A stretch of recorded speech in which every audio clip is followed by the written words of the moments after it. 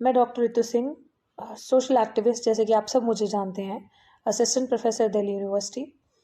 मैंने 2019 में दौलत राम कॉलेज में असिस्टेंट प्रोफेसर के पद पे पढ़ाना शुरू किया था। और मैं आज आप सबको इस वीडियो के माध्यम से ये बताना चाह रही हूँ कि मैं एक लड़ाई लड़ रही हूँ पिछले 1.5 साल से। 1 साल हो गया है, 1 साल 4 महीने इस लड़ाई को लड़ते मुझे हो गया है। और ये लड़ाई एक मनुवादी प्रिंसिपल के खिलाफ मेरी ये लड़ाई है। और मैंने मनुवादी क्यों कहा? इसलिए कहा क्योंकि इस मनुवादी प्रिंसिपल की हिस्ट्री रही है, इतिहास रहा है। पीड़ित, शोषित, दलित समाज, वंचित समाज के, मिनॉरिटी सेक्शंस के, चाहे वो सिख है चाहे मुस्लिम्स हैं, उनके साथ अत्याचार करने का एक इनका इतिहास रहा है पुराना।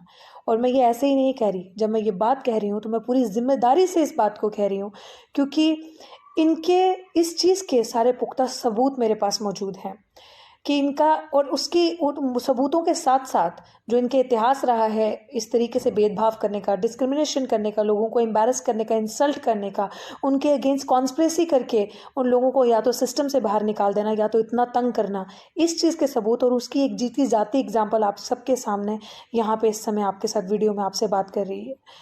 ये यूं ही नहीं हुआ, ये सारी चीज़ें ऑल ऑफ सडन नहीं आई। जब मैंने कॉलेज ज्वाइन किया इनका, उसके बाद जिस तरीके से इनका व्यवहार मैंने अपने साथ देखा, जिस तरीके से इनकी दिन प्रतिदिन मिसकंडक्ट जो मेरे साथ रहा, वो देखा, बहुत बार इग्नोर भी किया। लेकिन जब इनको पता चला ये सारी चीज़ें कि ये एक शोषित, वंचित, दलित समाज की एक मुखर आवाज़ है, उस समाज से बच्ची आती है जिस समाज का आय प्रतिदिन शोषण होता है, जिस समाज की बहन बच्चियों के साथ दिन दहाड़े रेप होता है, ये उन समाज की बच्चियों की उस समाज की आवाज़ उठाती है और मुखर होकर उठाती है, तो उनके दिमाग में, दिल में एक डर सा बैठ गया, कहीं इस तरीके का व्यवहार, इस तरीके की चीज़ें पूरा कॉलेज में ये व्यवहार ना आ जाए, पूरे कॉलेज में इसको देख के और भी लोग इसका साथ ना देने लग पड़े, और भी लड़कियां, और भी बच्चे, और भी जो टीचर्स पढ़ा रहे हैं वो इसकी तरह ना हो जाए, प्रोफेसर्स जो पढ़ा रहे हैं वो इसकी तरह ना हो जाए। तो उनके दिल में एक घृणा, एक नफरत मेरे लिए आ गई।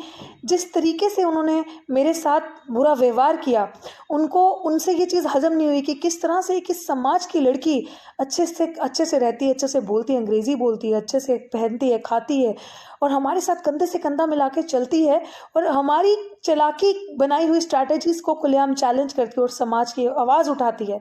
तो उन्होंने मुझे टारगेट इस कदर किया कि मेरा फाइनेंशियल बॉयकॉट किया। वो कैसे? कि मेरी नौकरी छीन ली।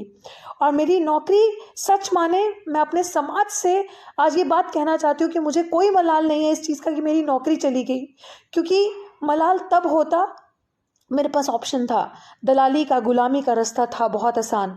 बहुत इस तरीके की रास्ते में चीज़ें आई जहाँ पे सबने कहा कि चुप करके नौकरी कर लो, क्या दिक्कत है, क्यों बोल रही हो, शांत हो जाओ, मत बोलो अभी कुछ टाइम।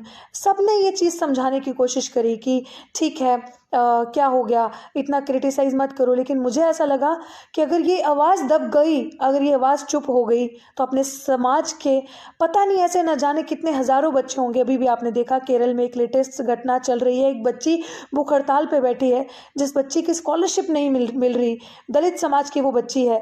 इस तरीके से बहुत सारे बच्चे हमारे इस तरीके हैं जिनकी आवाज़ को बंद कर दिया जाता है, जिनके हकों का हनन होता है। और वही एक लाइव एग्जाम्पल, लिव्ड एग्जाम्पल आप सबके सामने थी, रोहित वेमुला और पायल तडवी। तो वो दुखद घटना से शायद अभी हम उबर नहीं पाए, अभी भी उन बच्चों को इंसाफ नहीं मिला है हमारे समाज के।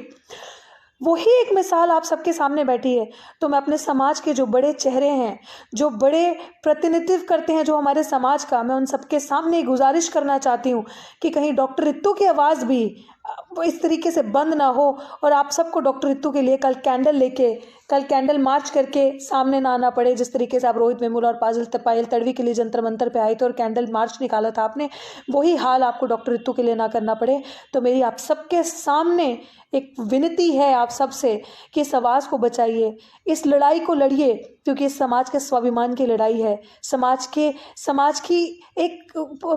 के प्रोटेक्शन की एक लड़ाई है, जो आने वाले बच्चे हैं उनके भविष्य की लड़ाई है।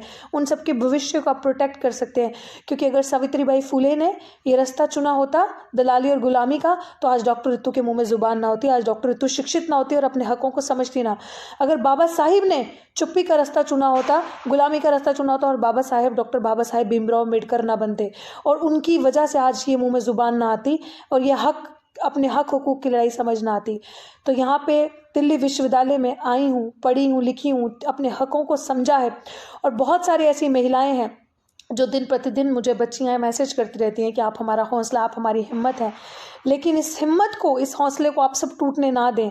तो मेरे समाज के हर उस बच्चे से, हर उस बुजुर्ग से, हर उस बड़े से, हर उस पढ़े लिखे तबके से ये मेरी हाथ जोड़कर विनती है, क्योंकि इस आवाज़ की कहीं सुनवाई नहीं हो रही, कोर्ट में भी सुनवाई नहीं हो रही, क्योंकि कोर्ट भी जो फैसला सुना रहा है वो एक तरफ का पक्ष का फैसला सुना रहा है। कोर्ट मेरे पास जो पुख्ता सबूत मौजूद हैं, जो मेरे खिलाफ कॉन्स्पिरेसी हुई है, उस सारी चीज़ों के एक सवाल के जवाब के सबूत मेरे पास हैं। मैं उन सब सबूतों को आप सबके सामने रखना चाहती हूँ। आपको पता चलेगा कि कितना मजबूत मेरी लड़ाई है और कितनी सच्चाई है इस बात में। आप सबके आगे मेरी अंत में यही विनती है कि इस आवाज़ को बचाएं, डॉक्टर रितु की आवाज़ को बचाएं और आने वाली हर उस बच्ची की आवाज़ को बचाएं जिसका शोषण होता है, जिसके साथ इस तरीके से जातिगत भेदभाव होता है, खुलेआम गुंडागर्दी होती है और जिसको इस सिस्टमैटिक तरीके से बाहर निकाला जाता है।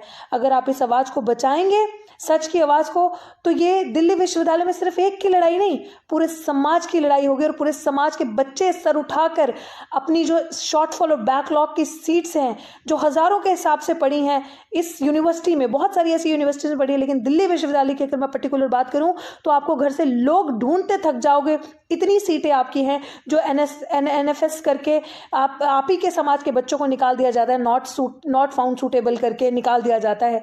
वो बच्चे, वो लोग जिनकी सीटें यहाँ पे पड़ी हैं, उसकी लड़ाई भी हम सबको मिलकर लड़नी है। समाज का सर इस तरीके से झुकने ना दें, ताकि जीते जी जब आपको कोई गुहार लगाता है कि वो जातिगत भेदभाव का शिकार है, उसके साथ डिस्क्रिमिनेशन हो रहा है, उसका फाइनेंशियल बॉयकॉट हो गया है, उसको मेंटली हरास किया जा रहा है, तो ये सबसे बड़ी समाज की जिम्मेदारी बनती है कि उस समय उस बच्चे का आकर साथ दें, उसके साथ कंधे से कंधा मिलाकर खड़े और सच की लड़ाई को लड़ें और उसको एक पूरी कोशिश करें कि उसको इंसाफ मिले।